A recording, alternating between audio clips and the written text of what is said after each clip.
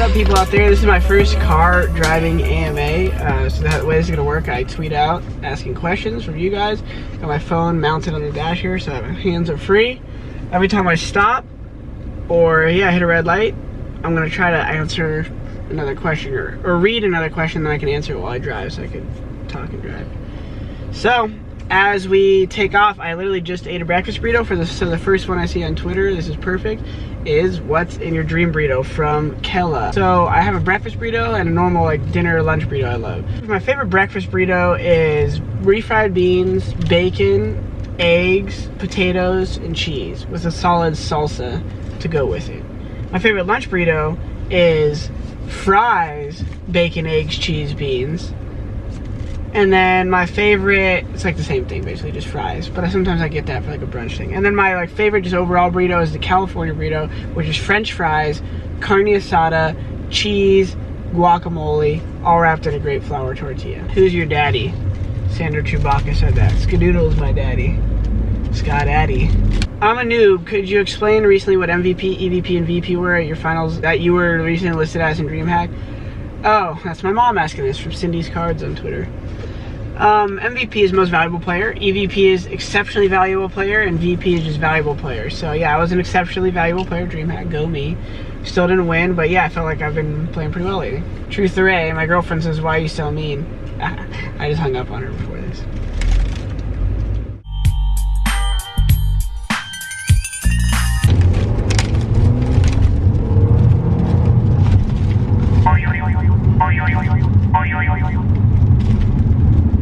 Mom. Yeah. I'm in the middle of doing my AMA. You're probably actually going to be featured in my vlog now.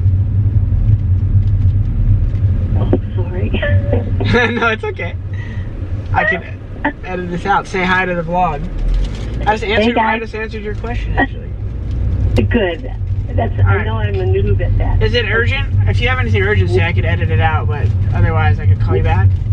No, honey. I'll talk to you later. All right. Talk to you later. Love you. Bye, sweetheart. Love you. Bye. I know you guys are going to ask out there what kind of car I have. I'm leasing this car for 3 years. I got it last year.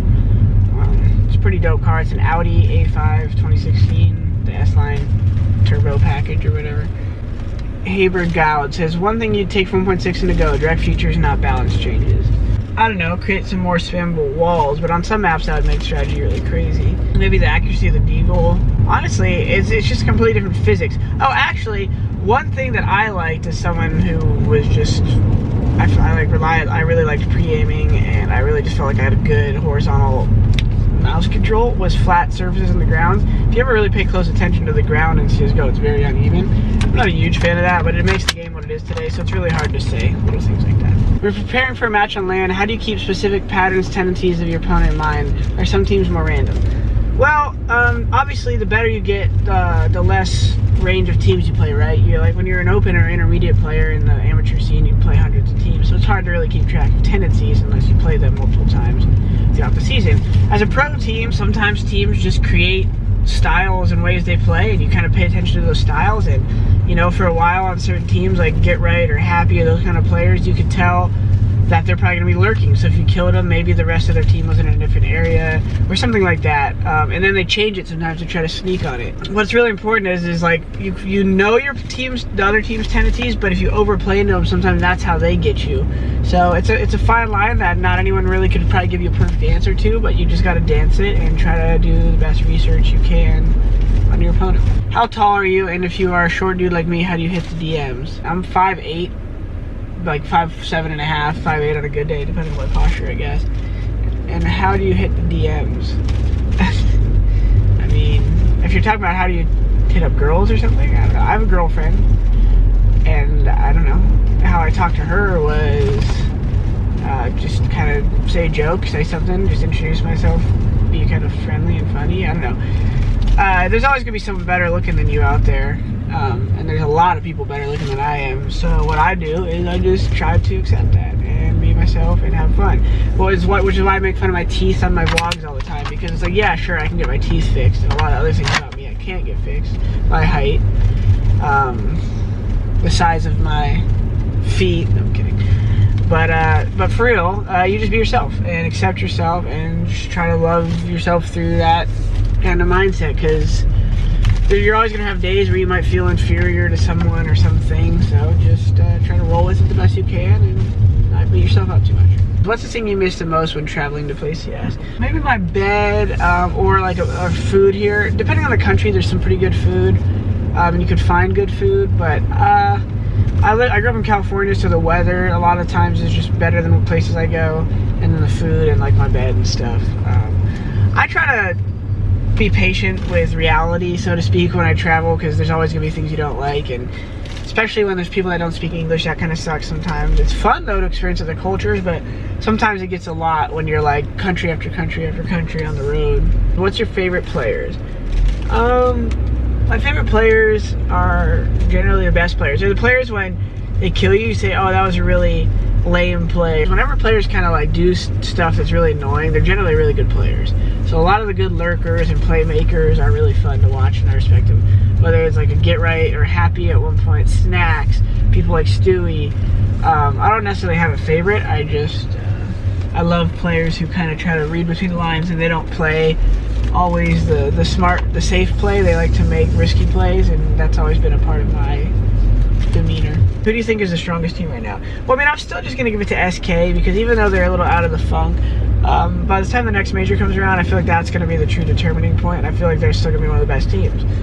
Virtus Pro is always warriors on land. That's the best term I can think of. Those guys, they know how to fight, and all it really takes is them to spark plug themselves. I think the only factor and reason they ever don't play as good is because the environment or the situation doesn't push them enough, which is an excuse, but it's the reality, and something you need to acknowledge when assessing that team. Is if they play online, or they play a tournament that is kind of smaller, or they play a large string of tournaments where some of them aren't as high value as the others, they might not play as good. They might get caught off guard a little, and that's not to say that makes them the best team in the world, but they could beat the best teams in the world at almost any given point if the stakes are high enough, which is what makes them so dangerous. Nip, I don't know. We'll see how they progress with Michael Laley to see if that was just a one-off thing. You never know, right? When you have that kind of like loose vibe because you're not playing with a set fifth and you haven't spent a lot of time. It's even the case could be for us is with automatic. Like, how do we progress when we hit this threshold where teams start understanding our play more and we start diving into our play more? It's an important thing we have to go through. So it's really hard to assess the number one right now, so I'm just going to give it to SK. How motivated are you to qualify for ESL 1 New York? We're really motivated. Obviously, we just got off the road and haven't really had time to reset yet, so you might not hear my voice, but we've been thinking about this qualifier for a while. To play in a stadium in front of our home crowd is a big honor, so we really want to get there.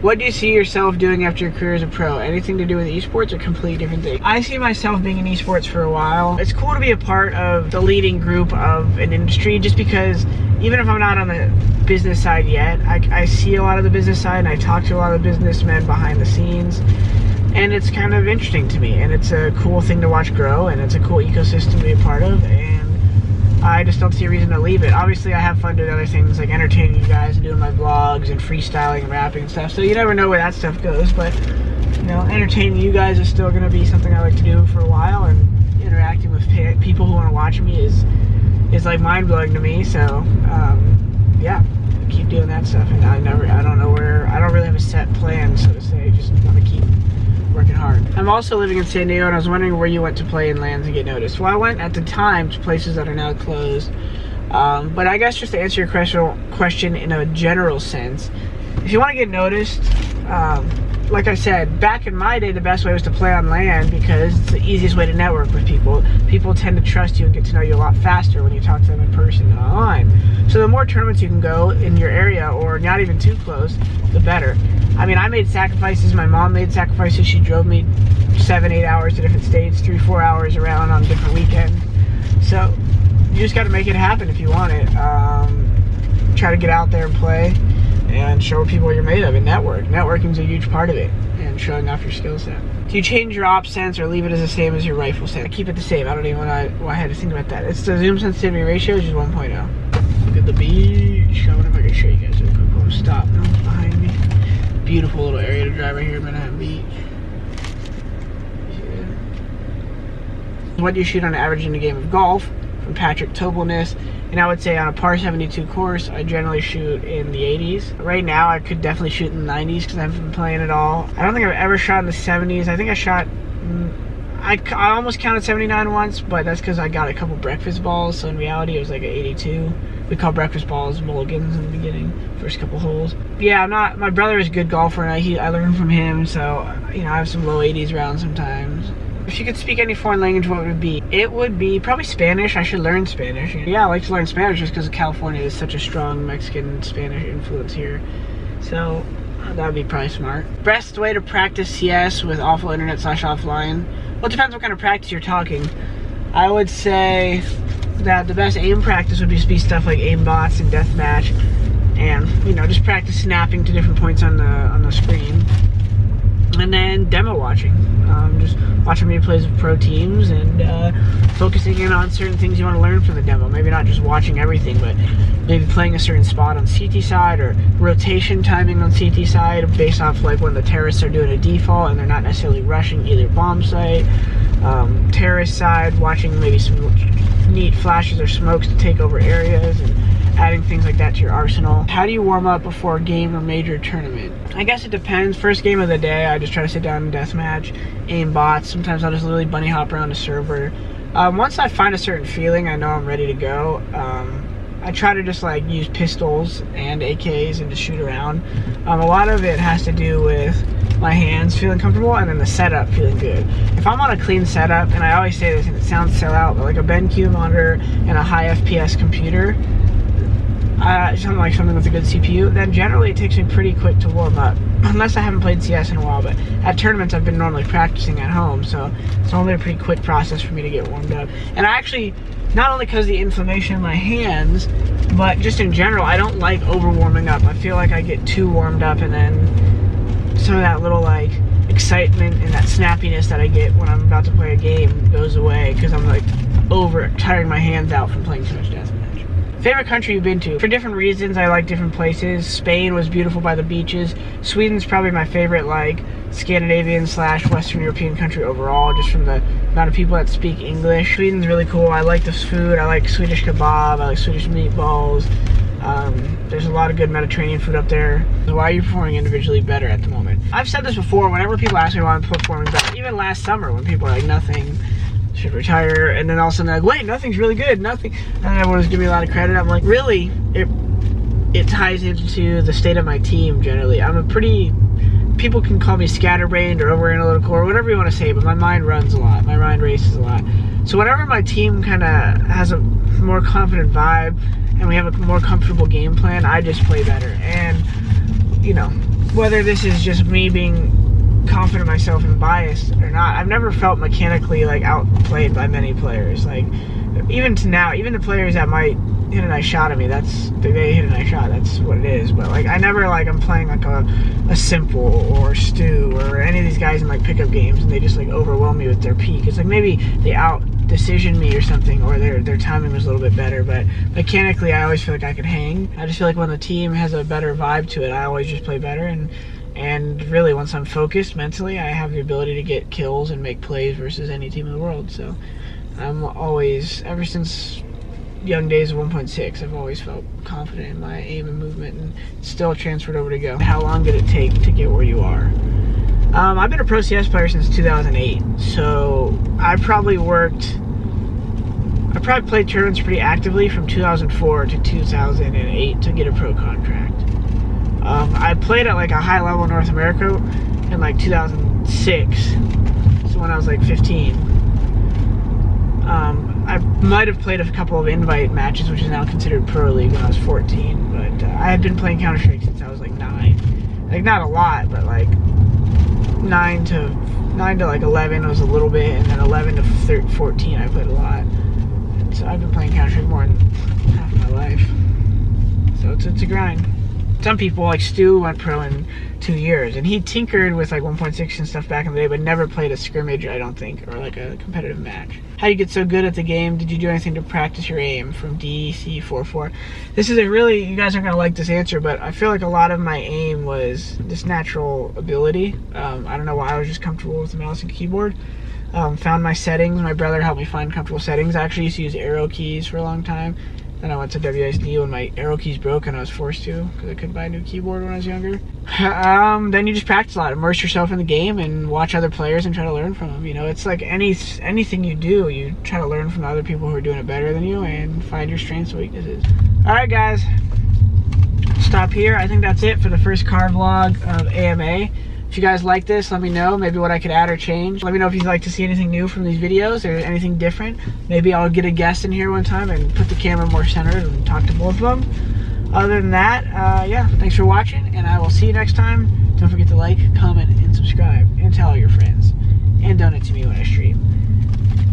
And subscribe to my Twitch.